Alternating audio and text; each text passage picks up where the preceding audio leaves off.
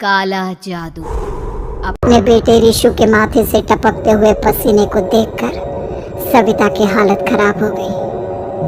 ऐसा आज पहली बार नहीं हुआ जब ऋषु नींद से घबरा कर जागा है। हाय मेरा बच्चा, न जाने किसकी नजर लग गई है तुझे। जब से मेरे बच्चे ने 10वीं के एग्जाम में स्कूल टॉप किया है तब से रोज बुरे बुरे सपने आने लगे हैं।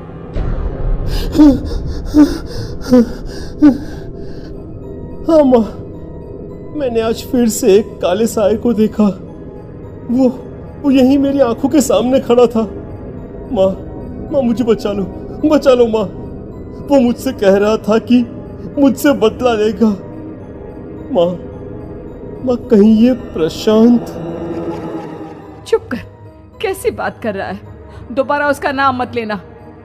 तुझे पता है ना, उस प्रशांत ने आत्महत्या कर ली। तो बार बार उसका नाम मत लिया कर। मम्मी, क्या सच में प्रशांत ने आत्महत्या की थी? चुप कर, बहुत सवाल पूछता है आजकल।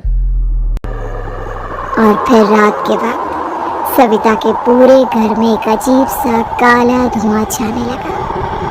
गहरी नींद में सोई सविता की जैसे ही आंख खुली उसका दम घुटने लगा।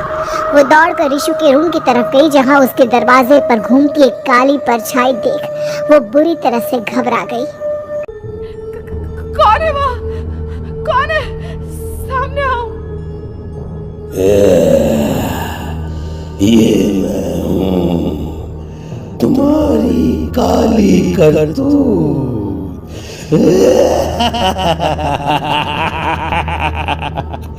और अब मैं तुम्हारे बेटे को ले जाने आया हूँ। नहीं, मेरे बच्चे को छोड़ दो प्लीज। मेरे ऋषु को कुछ मत करना। वो परछाई ऋषु के कमरे में घुस जाती है। सविता भी उसके पीछे पीछे दौड़कर जाती है और देखती है कि अब वो साया साफ नजर आ रहा था। वो सर से पैर तक खून में सना हुआ था और उसके शरीर के सारे अंग कटे फटे। क्या चाहिए तुम्हें? तुम जो बोलोगे मैं करूंगी, लेकिन मेरे ऋषु को छोड़ दो। उस परछाई ने ऋषु को गर्दन से पकड़कर दीवार के सहारे हवा में उछाल दिया। ऋषु जोर जोर से चिल्लाने लगा। माँ बचाओ मुझे, बचा लो माँ, ये मुझे मार डालेगा। माँ मुझे बचा लो माँ। नहीं, ऐसा मत करो। मुझे मार दो लेकिन मेरे बच्चे को छोड़ दो। मैं तुम्हारे आगे हाथ जोड़ती हूँ। वो परछाई ऋषु को जमीन पर गिरा देती है और अचानक वहाँ से गायब हो जाती है। ऋषु, मेरा बच्चा, तू ठीक तो है ना? कुछ बोल बेटा, क्या हुआ है तुझे? मैं ठीक हूँ माँ। क्या हुआ था यहाँ पर? कुछ नहीं बेटा, कुछ नहीं। तू परेशान मत हो। हम कल ही गांव के बाहर जो तांत्रिक महाराज रहते हैं उनके पास चलेंगे। ठीक है माँ, हम जल्द ही उनके पास चलेंगे। मुझे बहुत डर लग रहा है माँ। ये बार बार मुझे डरावने सपने आना, ये सब हमारे साथ क्यों हो रहा है माँ? अगले दिन सविता अपने बेटे ऋषु को लेकर गांव के बाहर तांत्रिक के पास जाती है। जिस जगह पर तांत्रिक रहा करता था वो जगह बहुत डरावनी थी। चारों तरफ कंकाल और खूब भूतियां नजर आ रही थी। गांव से दूर वीराने में उस जगह पर जोर से आंधी चल रही थी। ऋषु ने डर कर अपनी माँ का हाथ पकड़ लिया। माँ मुझे बहुत डर लग रहा है। ये कैसी जगह है? देख बेटा, हमारे साथ जो कुछ भी हो रहा है उसका इलाज सिर्फ और सिर्फ ये तांत्रिक महाराज ही बता सकते हैं। अब यही है जो हमें प्रॉब्लम से बाहर निकाल सकते हैं। जैसे ही सविता और ऋषु तांत्रिक की झोपड़ी के अंदर पहुंचे, वहां का नजारा देखकर उनकी आंखें फटी की फटी रह गई। तांत्रिक की झोपड़ी के अंदर कई सारे लोग अपनी गर्दन घुमा घुमा कर जोर जोर से चीख रहे थे। कौन हो तुम और यहाँ क्यों आई हो? महाराज, मेरे बेटे को कुछ दिनों से एक डरावनी काली परछाई नजर आती है और कल रात उसने मेरे बेटे पर हमला भी कर दिया।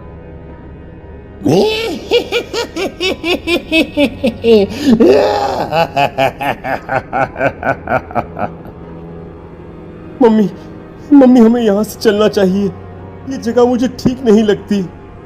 नहीं नहीं बेटा, ऐसा नहीं कहते। रुक जाओ, 2 मिनट के लिए रुक जाओ। क्या कहा? काली परछाई? तुम्हारे बेटे पर किसी काली परछाई ने हमला किया? हाँ महाराज, वो कह रही थी कि वो मेरे बेटे को कुछ कर देगी। कोई उपाय बताइए महाराज, मेरे बेटे के साथ कुछ गलत नहीं होना चाहिए। तुमने किसी दूसरे के साथ गलत किया है तो तुम्हारे साथ भी गलत होकर ही रहेगा। तुमने किसी की जान ली है, किसी को मार डाला है तुमने। नहीं महाराज, मैंने ऐसा कुछ नहीं किया, मैंने किसी की जान नहीं ली। मुझे कोई उपाय बताइए। लगता है तुम इतनी आसानी से नहीं मानोगी। मैं तुम्हें अभी उस काली परछाई से मिलवा देता हूँ और वही सारा सच तुम्हारे सामने लेकर आएगा। सविता और ऋषु ने डर के मारे अपनी आंखें बंद कर ली। तभी अचानक तांत्रिक की झोपड़ी में अजीबोगरीब आवाजें गूंजने लगी। सविता और ऋषु बुरी तरह से कांप रहे थे। आंखें खोलो और अपने सामने देखो। क्या यही है वो जिससे तुम कल रात को मिली थी? बताओ मुझे। हाँ, इसने कल रात मेरे बेटे के ऊपर हमला किया था। ये उसी लड़के की भटकती हुई आत्मा है जिसे कुछ दिन पहले तुमने मार डाला था। मम्मी ये महाराज क्या कह रहे हैं? क्या सच में आपने किसी की जान ली है, किसी को मार डाला है? अगर हाँ तो बताइए ना मम्मी, किसको मारा है आपने? किसको? तुम्हारी माँ इतनी आसानी से सच नहीं बताएगी बेटा। इसने एक बच्चे की जान ली है। कहीं उसका नाम प्रशांत तो नहीं महाराज? वो मेरा दोस्त है, मेरा मतलब मेरा पड़ोसी है। सही पहचाना। देखा सविता, तुम्हारा खुद का बेटा भी जानता है कि तुमने किसी के प्राणों की बलि चढ़ा दी और इसीलिए अब उसकी बुरी आत्मा तुम्हारे घर में भटकती है। मुझे माफ कर दीजिए महाराज, मुझसे बहुत बड़ी गलती हो गई। प्रशांत हमारे पड़ोसी का बेटा था।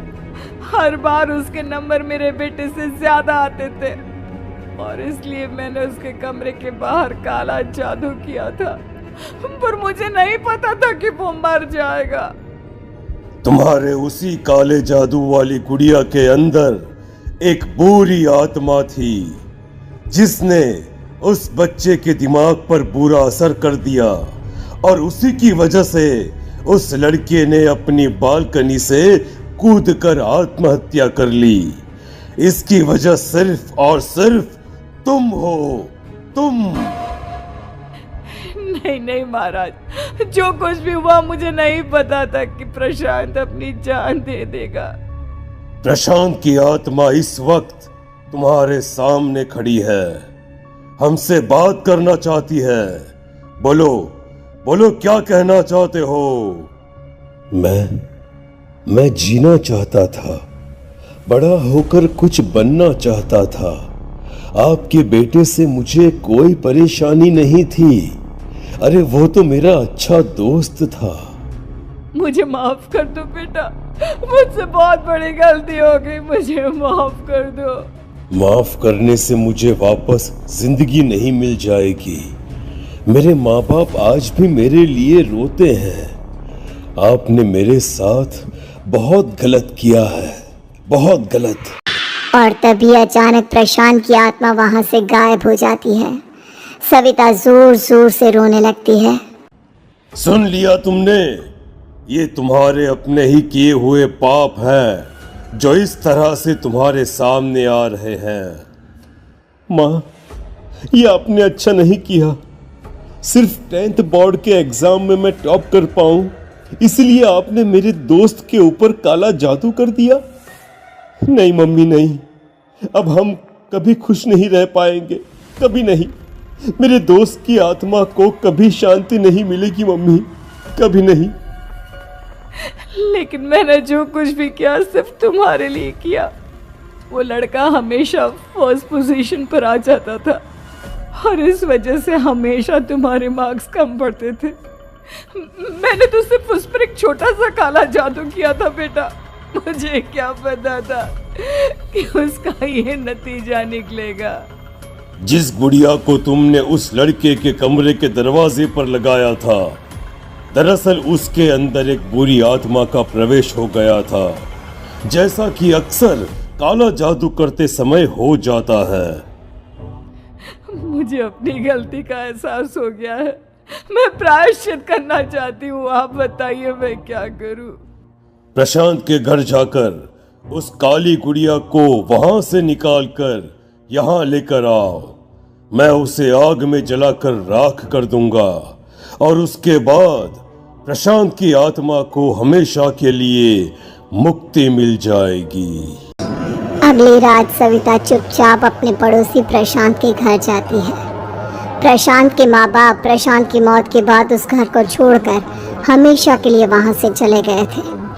जैसे ही सविता उस घर के अंदर कदम रखती है, उसका सामना अजीबोगरीब हैवानियत से भरी आवाज़ों से होने लगता है। ऐसा लग रहा था जैसे कोई बुरी तरह से चीख रहा। सविता जैसे ही प्रशांत के कमरे के बाहर पहुंचती है, वहां पर लटकी हुई गुड़िया के शरीर से खून टपकने लगता है। ये क्या हो रहा है?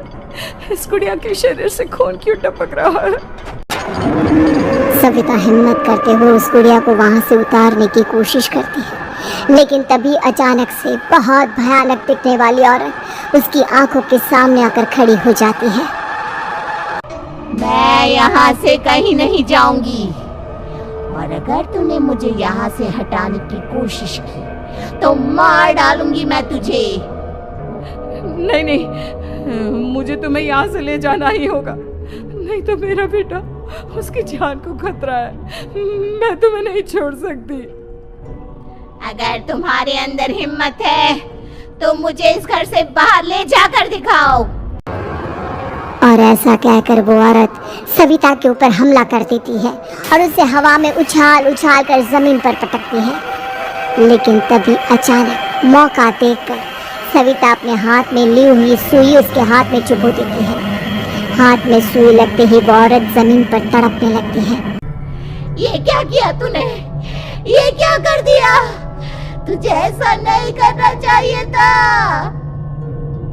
तांत्रिक ने मुझे कहा था कि तुझसे जीतने का सिर्फ यही एक तरीका है जिससे मैं अपने पापों का प्रायश्चित कर सकती हूँ और अपने बेटे की जान बचा सकती हूँ।